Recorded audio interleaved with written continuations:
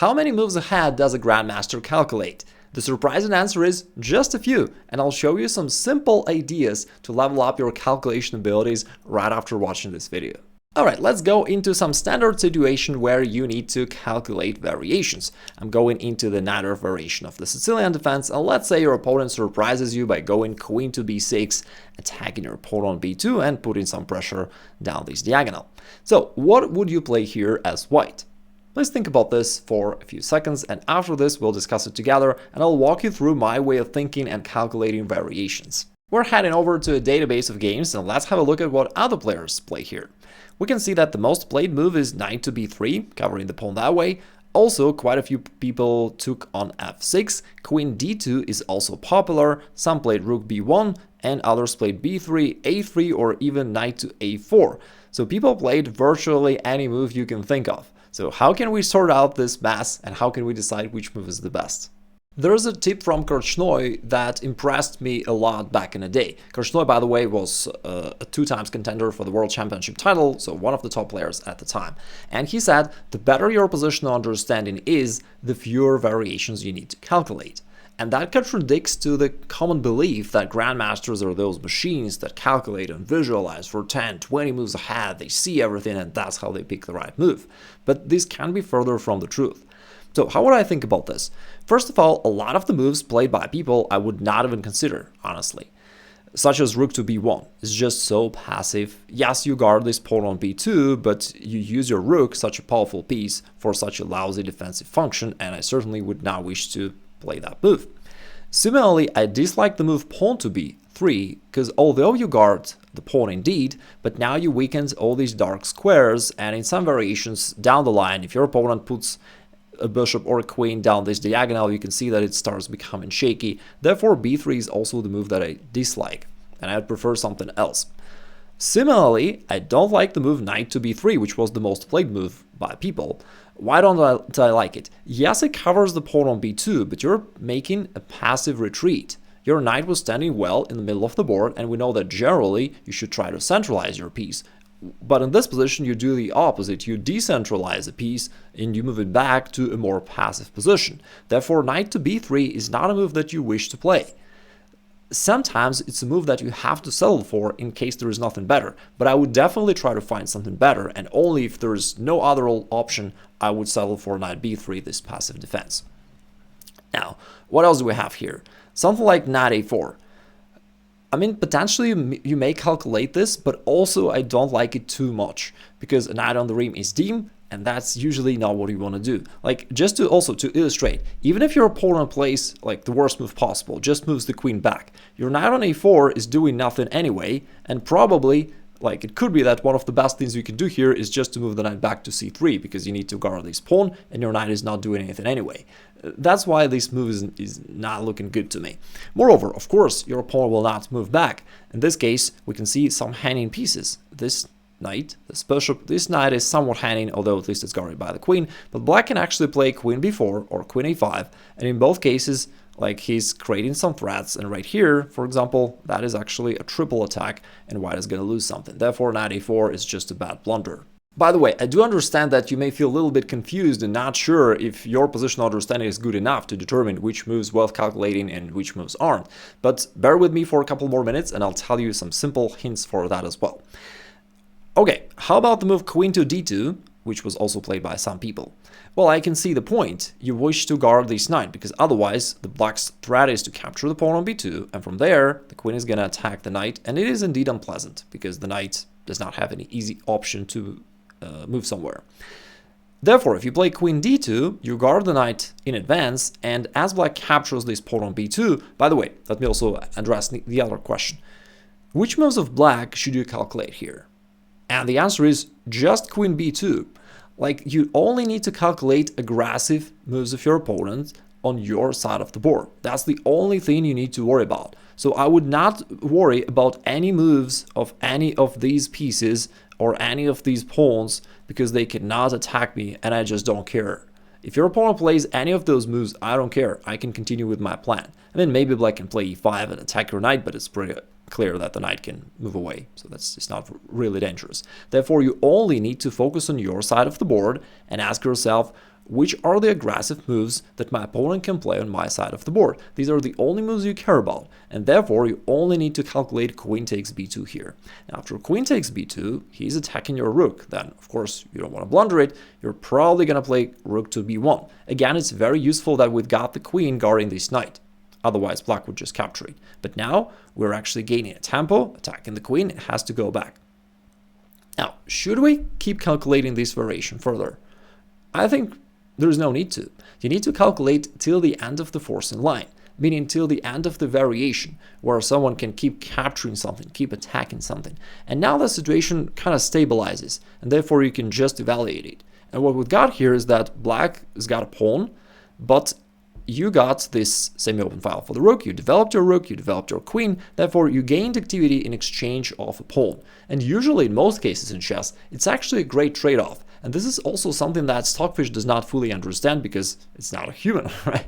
So, in chess, it's much easier to attack than to defend. And therefore, if you're an attacking side, but Stockfish tells you that the evaluation is about 0, in reality, it means that you have quite a big upper hand in this game, because it's easier for you to just go forward, create threats, and your opponent has to think hard and pick those precise defensive moves, and one inaccuracy can cost him a game. So you are in fact in a much better situation, despite Stockfish tells you that the evaluation is 0.00.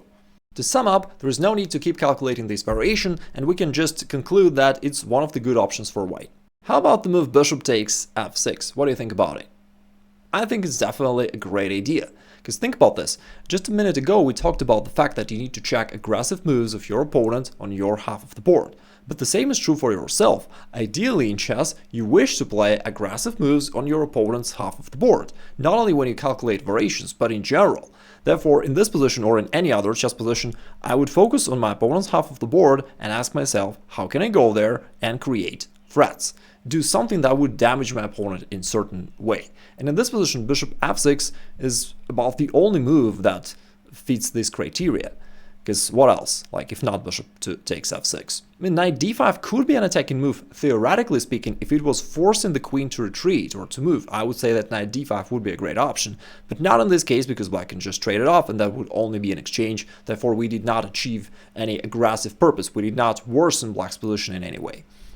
So bishop takes f6, certainly the move worth calculating. Moreover, I would calculate it first and foremost, and if that works, I would just play this move and perhaps not even bother thinking about anything else. Just because, again, that's the only move that fits this general criteria, an aggressive move on my opponent's half of the board.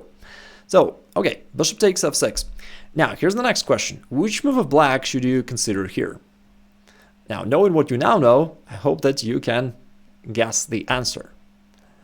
Like, we need to consider aggressive moves of black on your side of the board, which creates certain threats or captures something.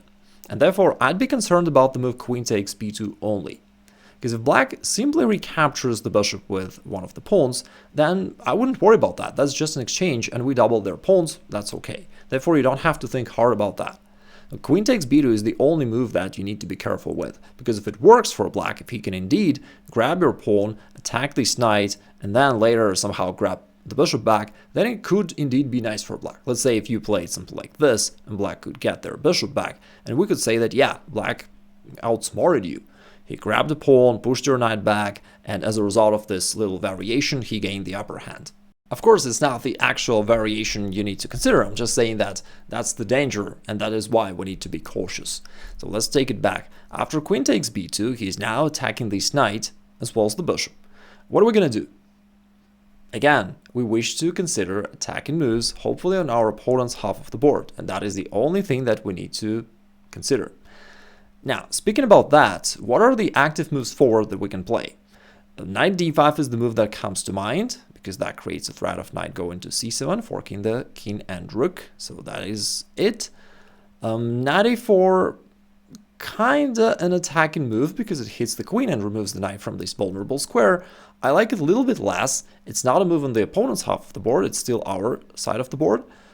Also, I mean, it's a little bit of, it creates that hanging piece, even though it's still worth calculating. So maybe these two moves are the ones which are worth calculating for you. Okay, so that's what you calculate, and then you decide whether it works. If this variation works, then probably this is the best that white can do. For trading purpose, let's think about knight to a4. What's going to happen after that? Now you can also train your visualization abilities a little bit. We hit the queen on b2, the queen must move. There aren't that many squares where the queen could go. It's either b4 or a3. If the queen goes to b4 check, let me take away those unnecessary arrows. You're going to play pawn c3. The queen will be attacked, and you gain a tempo that does not look good for black. Therefore, queen b4 probably is not an option. After knight a4 hitting the queen, what if queen goes to a3 and it hits your knight, and this bishop on f6 is still hanging? We still wish to go forward and create threats, so maybe knight b6. And after this, it looks good at first because we hit the rook and the bishop. What do we need to calculate from the black's perspective? Same thing, aggressive moves. Can black play any aggressive moves on your side of the board? Hopefully. He's got queen b4 check and queen a5 check actually as well, which would check the king. And after that, he can pick up this knight on b6. And you're becoming a little bit like Nakamura. You can draw a lot of cool arrows and calculate lots of variations in one go. But the beauty of that is those things are rarely necessary. Maybe you can do those in tactical drills where there is a long sequence of forcing moves and you know for sure that it leads to a winning outcome. But in real time, in real games, in most cases, it's totally unnecessary. Even in this case, like I would say that knight d5 looked better at first glance anyway compared to knight a4, and you could get away with just playing a move that your understanding tells you should be a better option. Again, it's like you don't have to verify everything. Like if you're in New York, do not stop in the middle of a busy sidewalk. You don't have to verify it yourself. You understand that it's not a good idea. And same thing about this move knight to a4. Now, how about the move knight to d5? Now, black probably needs to recapture the bishop, and we could keep calculating, but actually from just the general perspective, the position looks good to me because we've got these two excellent knights, and it's about to become a nightmare for black. Black also wasted some time running around with the queen, while the rest of the army is still completely passive on their starting squares. Black is wasting time and probably is going to be wasting a little bit more time because we can still attack it and gain more temples. So like at first glance, that is already looking like a very good idea. And I'm not even sure if I would calculate it any further initially. What I mean by initially, I mean before playing bishop takes f6. So for me, if I just calculate this, bishop takes f6, I realize that I need to check what if he takes on b2, and then I see that, okay, I can go there, here he captures, and I might just stop right there just because the position looks good enough for me to go for it. So if that position actually occurs in the game, then I may think about it. But what if it doesn't occur? What if I take on f6 and he does not even take on b2? Then I wouldn't have to worry about this. But if that position occurs, then okay. At this point, we can think what to do next. And how would you go about this? It's the same thing. You ask yourself, what are the aggressive moves that I have? Usually on your opponent's side of the board, but any attacking moves are worth considering. Now, there is knight to c7, forking the king and rook. Definitely looks very interesting. Is there any other attacking move? There's also rook b1, gaining a tempo, attacking the queen, and putting the rook to a nice position. So I would pick between these two options and just try to compare them.